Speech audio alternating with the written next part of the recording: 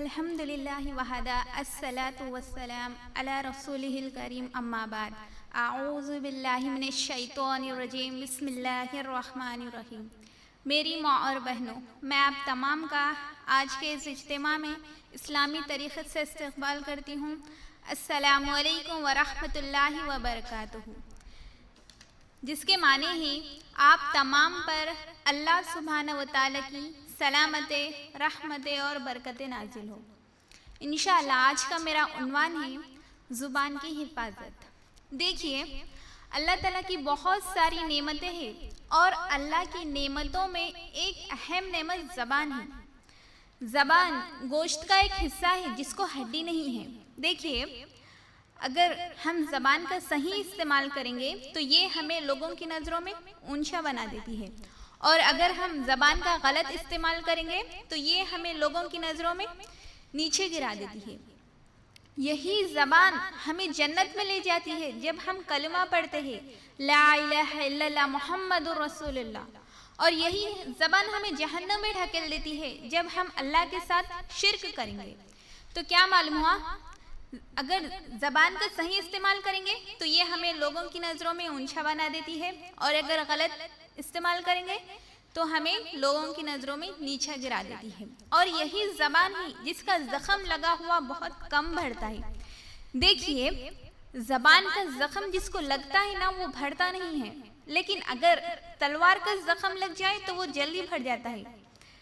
اگر کسی کو تلوار کا زخم لگ گیا ہو تو وہ جلدی بڑھ جاتا ہے دوائی کے ذریعے۔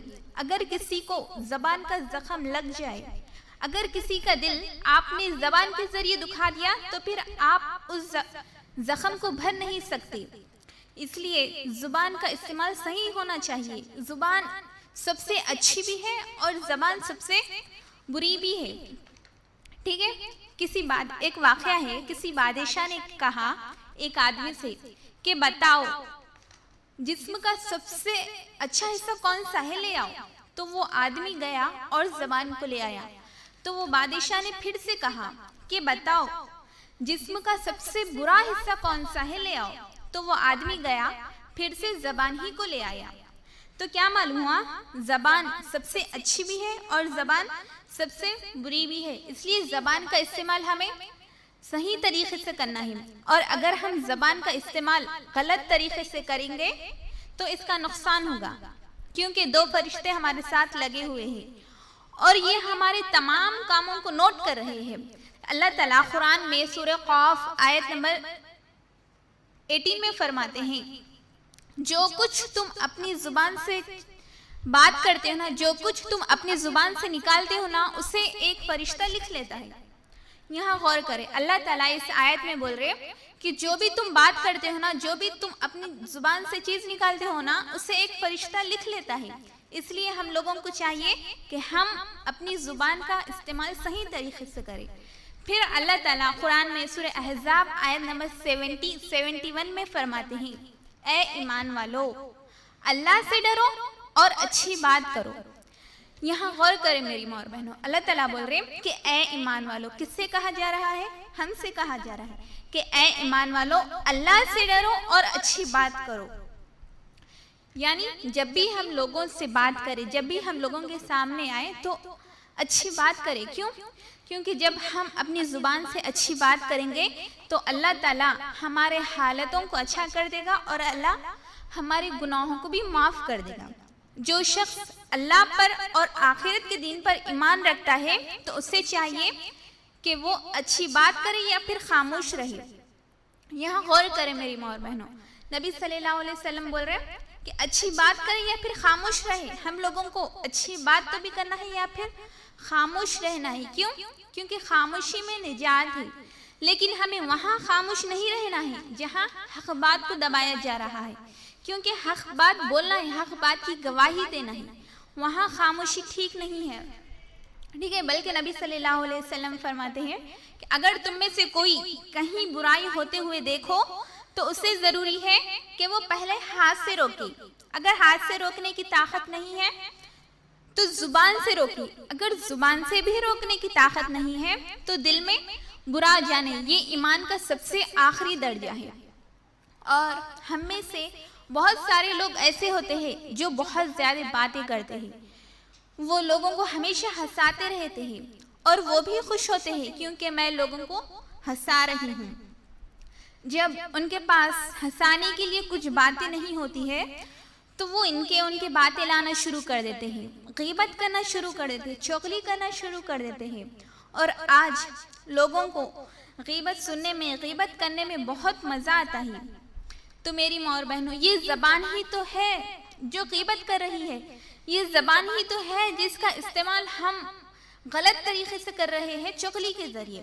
دیکھیے، اگر کوئی کسی مسلمان بھائی کی برائی کر رہا ہے تو وہ اپنی مردہ بھائی کا گوشت کھا رہا ہے۔ کیا ہم میں سے ہے کوئی اپنے مردہ بھائی کا گوشت کھائے؟ کیا ہم میں سے کوئی چاہتا ہے کہ ہم اپنے مردہ بھائی کا گوشت کھائے؟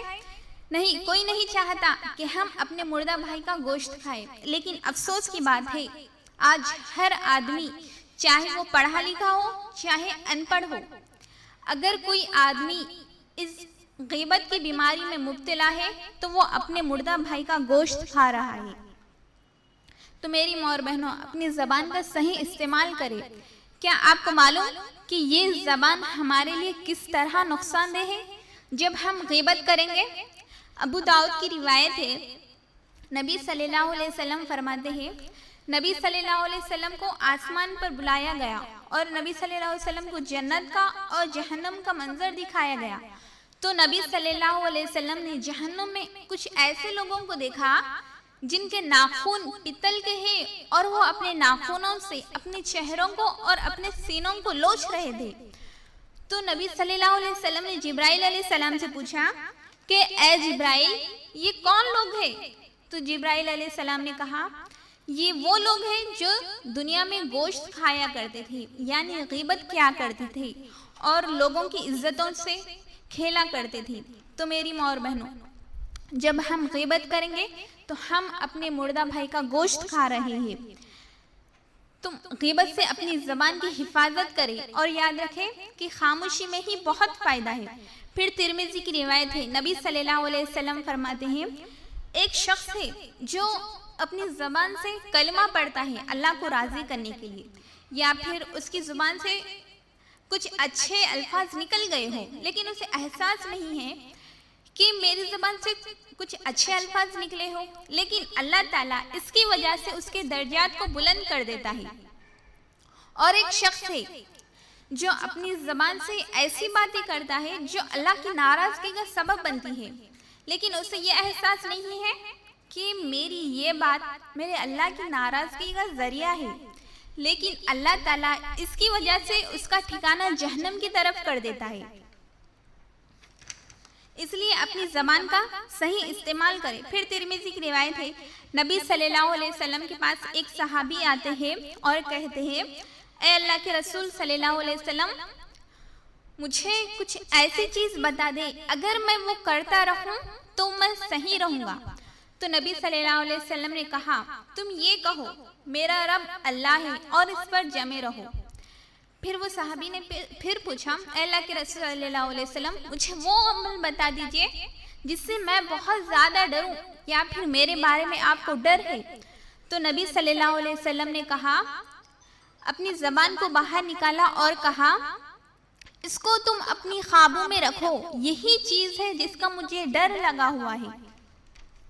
پھر ترمذی کی روایت ہے، نبی صلی اللہ علیہ وسلم سے ایک صحابی نے پوچھا، اے اللہ کے رسول صلی اللہ علیہ وسلم، نجات کہاں ملے گی؟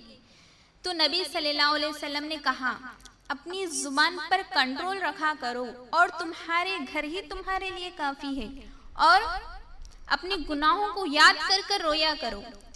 ان تین چیزوں کو غور کریں میری ماں اور بہنوں۔ اللہ کے رسول صلی اللہ علیہ وسلم بول رہے کہ تم اپنی زبانوں پر کنٹرول رکھا کرو۔ کیوں؟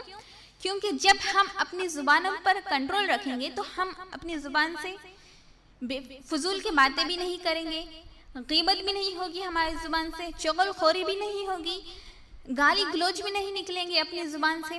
پھر دوسرا فرمایا کہ تم اپنے گھروں میں ہی رہا کرو، کیونکہ جب ہم اپنے گھروں سے باہر زیادہ نکلیں گے، بے فضول کے کاموں میں لگے رہیں گے، لوگوں سے زیادہ فری ہو جائیں گے، تو پھر ہماری زبان کا استعمال غلط ہی ہوگا۔ پھر فرمایا نبی صلی اللہ علیہ وسلم نے کہ تم اپنی گناہوں کو یاد کر کر رویا کرو۔ غور کریں میری ماں اور بہنوں، اللہ کے رسول صلی اللہ علیہ وسلم نے زبان کے سلسلے میں ہمیں کس طرح منع کیا۔ یہی زبان ہے جس سے پورا جسم پناہ مانگتا ہے۔ دیکھیں ترمذی کی روایت ہے، ابن آدم جب صبح کرتا ہے نا تو جسم کے تمام اعضاء ہاتھ جوڑ کر کھڑے ہو جاتے ہیں اور کہتے ہیں، کس سے کہتے ہیں؟ زبان سے کہتے ہیں کہ ہم تو تمہارے ساتھ ہیں، اگر تم صحیح رہو تو ہم صحیح ہیں، اور اگر تم بگڑ گئی تو ہم بگڑ جائیں گے۔ تمام اعضاء پناہ مانگتے ہیں، میرے بارے میں اللہ سے ڈرو، مجھے خوف ڈر لگا ہوا ہے۔ اگر تم صحیح رہو گی تو پورا معاملہ صحیح رہے گا، اور اگر تم بگڑ گئی تو پورا معاملہ ٹیڑھا ہو جائے گا۔ تو میری ماں اور بہنوں، ہم اور آپ اپنی زبان سے جو چیز نکالتے ہیں، جو بات کرتے ہیں، اسے سوچیں، سمجھیں، غور کریں کہ ہماری زبان سے جو چیز نکل رہی ہے نا، کیا صحیح ہے کیا غلط ہے، اس کا محاسبہ کریں۔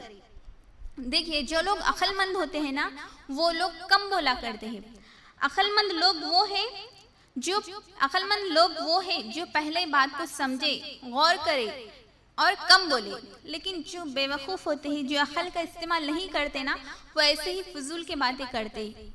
عقل مند شخص وہ ہے جو پہلے بات کو سمجھے، غور کرے، پھر بولے۔ تو میری ماں اور بہنوں، اپنی زبان کا صحیح استعمال کریں۔ آپ مذاق میں بھی کچھ ایسی بات نہ کریں جس سے شرک کے الفاظ نکلتے ہوں۔ آپ مذاق میں بھی کسی کا دل نہ دکھائے، آپ مذاق میں بھی کسی کو گھٹیا نہ سمجھے، آپ مذاق میں بھی کسی کو حقیر نہ سمجھے۔ یہ زبان ہے جس کا استعمال صحیح ہونا چاہیے۔ پھر ترمذی کی روایت ہے، نبی صلی اللہ علیہ وسلم فرماتے ہیں، معاذ بن جبل سے فرماتے ہیں، نبی صلی اللہ علیہ وسلم اپنی زبان کو باہر نکالتے ہیں اور کہتے ہیں کہ اے معاذ، اس کو تم اپنی خوابوں میں رکھو، یہی چیز ہے، اس کی وجہ سے ہی لوگ زیادہ جہنم میں جائیں گے۔ تو میری ماں اور بہنوں، اپنی زبان کا صحیح استعمال کریں۔ ہم لوگوں کے لیے ضروری ہے کہ ہم اپنی زبان کا صحیح استعمال کریں، بری باتوں سے دور رہیں۔ آخر میں اللہ سے دعا ہے، اللہ ہم سب کو کہنے سننے سے زیادہ عمل کرنے کی توفیق عطا فرمائے۔ اللہ ہمیں ہماری زبانوں کی حفاظت کرنے والا بنائے۔ وآخر دعوانا ان الحمد للہ رب العالمین۔